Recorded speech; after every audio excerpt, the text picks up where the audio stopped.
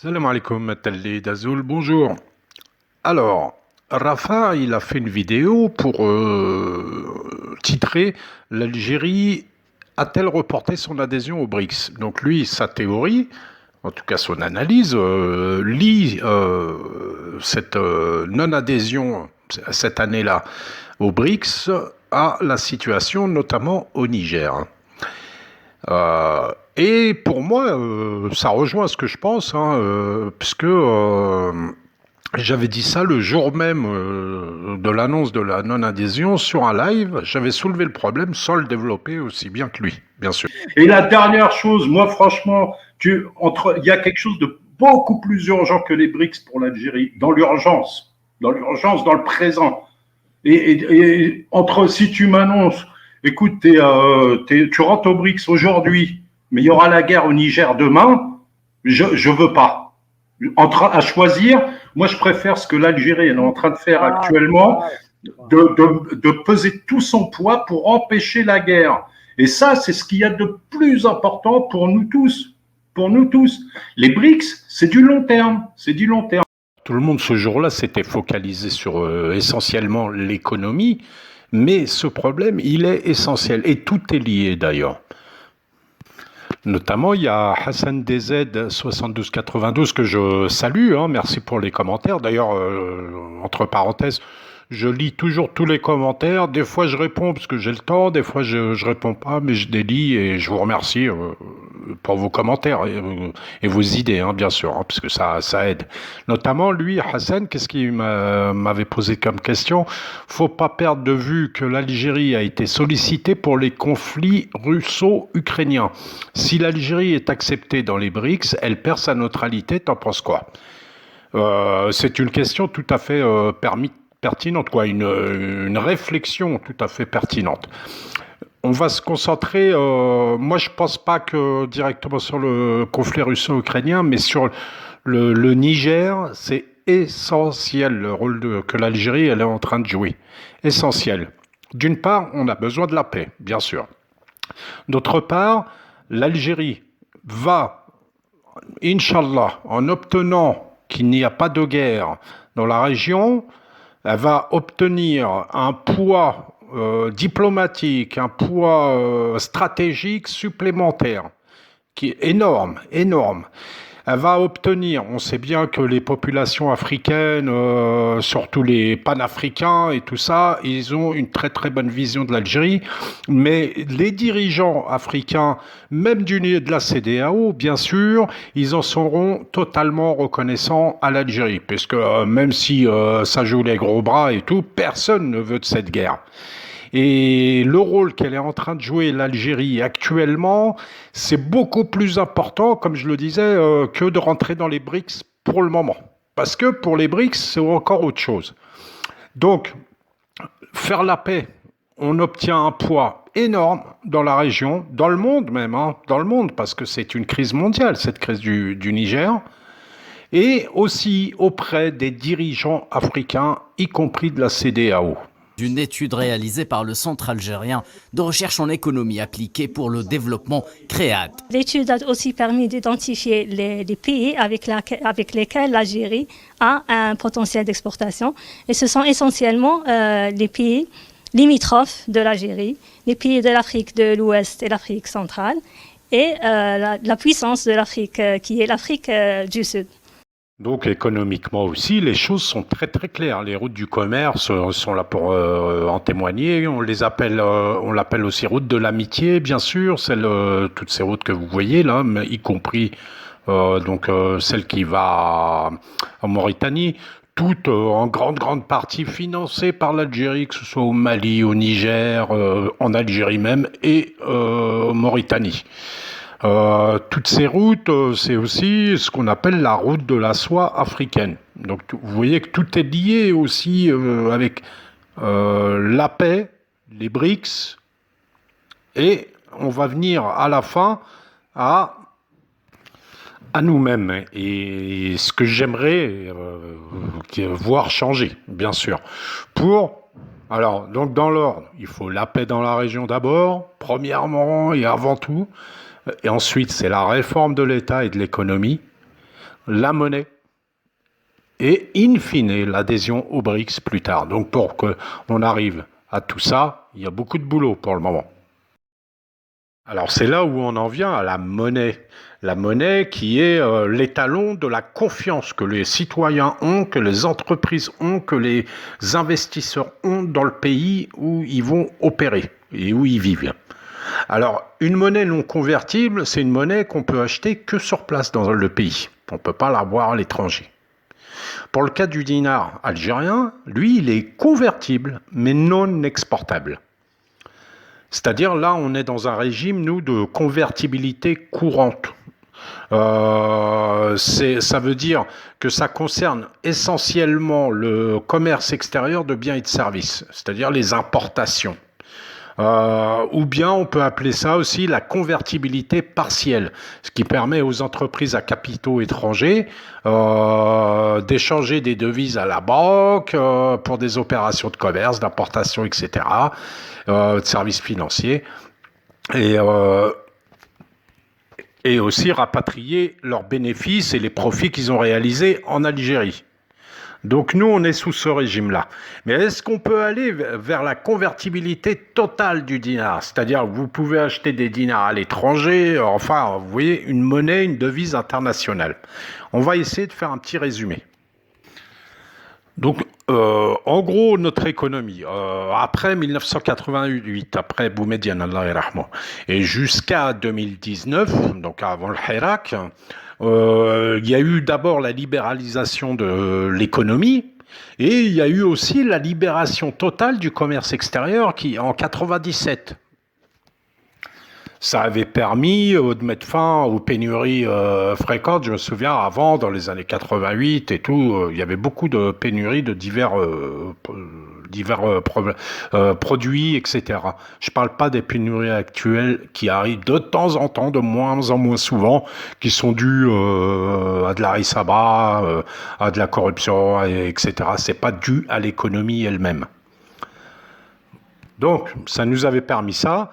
Et ça avait aussi permis de trouver sur le marché intérieur toutes les marchandises. On trouve de tout maintenant en Algérie pour la consommation, pour la production industrielle, agricole. Ça a permis ça. Mais il y a le pendant cette libération totale donc des importations et de la convertibilité partielle du dinar, elle a été faite mais sans encourager la production nationale.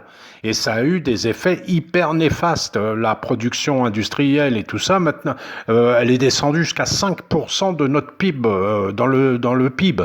C'est négligeable, c'est rien du tout. Et ça a provoqué la destruction du tissu industriel, qu'il soit public ou privé. Et elles ont favorisé le développement des activités souterraines, l'évasion fiscale et toutes les pratiques frauduleuses. Donc, comme je vous le disais, la production industrielle elle-même, elle est tombée au-dessus de 5% du PIB. Et l'Algérie, en fait, elle est devenue un grand marché où tous les produits importés se déversaient, la contrefaçon et la mauvaise qualité. D'autant que les importateurs, eux, ils ont fait des fuites colossales de capitaux et au moyen de surfacturation, de fausses importations et puis et d'autres magouilles. Donc si on faisait la libération totale du dinar, donc le rendre devise, la convertibilité totale du dinar, ça favoriserait encore plus cette fuite des capitaux. Notamment les grosses fortunes, ceux qui ont vraiment les gros capitaux, certains ils sont enrichis en recourant à la spéculation, ça arrive encore aujourd'hui, à la contrebande, à la fraude, à la corruption, ça arrive encore aujourd'hui, hélas. Alors on sait que l'État, on va venir à l'État, la nouvelle Algérie juste après. Ceux-là même là, ces grosses fortunes, ils usent le plus souvent toutes les magouilles pour mettre leurs avoirs à l'étranger, en plus. Alors on sait qu'on ne pourra pas avoir une convertibilité du dinar, ce qui est très très important pour être dans les BRICS, au moins la partielle, mais la partielle qu'on a actuellement, mais largement améliorée. Donc il faut absolument, c'est la réforme du système bancaire et fiscal, ça on le sait, c'est obligatoire. Il faut de la production nationale et il faut de l'exportation pour pouvoir rentrer des devises d'une manière diversifiée le plus possible. Et donc la diversification de l'entrée de devises elle peut être obtenue que par l'exportation. En diminuant l'importation, on dépense moins de devises, bien sûr, puisqu'on achète ces produits nationalement, donc on n'a pas besoin d'utiliser les réserves de devises de l'État. Mais aussi l'exportation, c'est elle le nerf de la guerre. Et cette exportation, c'est l'exportation de produits industriels, de produits agricoles, de services, comme le transport. Vous avez vu Yassir qui a un super succès, vous voyez. Les transferts de devises, ça sera aussi par la diaspora, quand les banques seront mis en place, les banques à l'étranger. Vous avez tout ce qui est les investissements étrangers, donc c'est une des rentrées de devises. Le tourisme, c'est de entrée de devises, tout ça. Il faut créer un environnement qui encourage les investissements dans les secteurs productifs. Et un environnement qui va favoriser la multiplication des sources d'entrée de devises. C'est hyper important. Donc tout ça pour dire que oui, l'Algérie, c'est mieux qu'elle ne soit pas rentrée tout de suite dans les BRICS, qu'on se prépare. Ça peut pas prendre 1 an, 2 ans, 3 ans. Faudrait que ce soit au pas de charge et avec des super compétences, des compétences, parce qu'on en a des milliers, des experts, il y en a des milliers, des millions, je sais pas, des experts. Mais qui va appliquer ça? Et l'implication des citoyens honnêtes. Voilà, l'application des citoyens honnêtes à tous les niveaux, du cadre aux simples citoyens de base. Ça, il faut une véritable révolution économique, des comportements, etc. Bon, de toute façon, notre pays, ça reste à notre portée, cette convertibilité totale du dinar, ça reste à notre portée, que ce soit les potentialités économiques du pays, les potentialités humaines, etc. On voit qu'il y a une volonté politique de réaliser ça. Ça doit être un objectif vraiment que l'État il doit nous déclarer, quoi, nous déclarer, et qui fasse toutes les mesures pour atteindre ce but. Voilà. Et à ce moment-là seulement, on pourra arriver dans les BRICS avec un poids géopolitique dans la région, géoéconomique dans la région et dans l'Afrique, et au-delà dans le monde. Mais avant tout, c'est nous-mêmes, c'est notre pays qui doit se réformer pour pouvoir atteindre tous ces objectifs-là. Et ça peut être à moyen terme tout simplement. Voilà. Donc chacun de nous, je pense qu'il faut se poser la question à soi-même. Qu'est-ce que je peux faire économiquement pour l'Algérie, à mon petit niveau?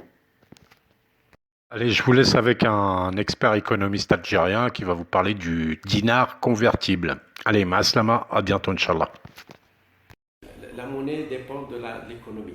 La monnaie reflète la valeur de l'économie réelle, ce qu'on appelle l'économie monétaire. La monnaie, la valeur de la monnaie, il y a l'économie réelle, la production, la productivité, etc. Excusez-moi, mais la Tunisie, est-ce qu'elle a une Ils sont politique plus de... compétitifs que nous.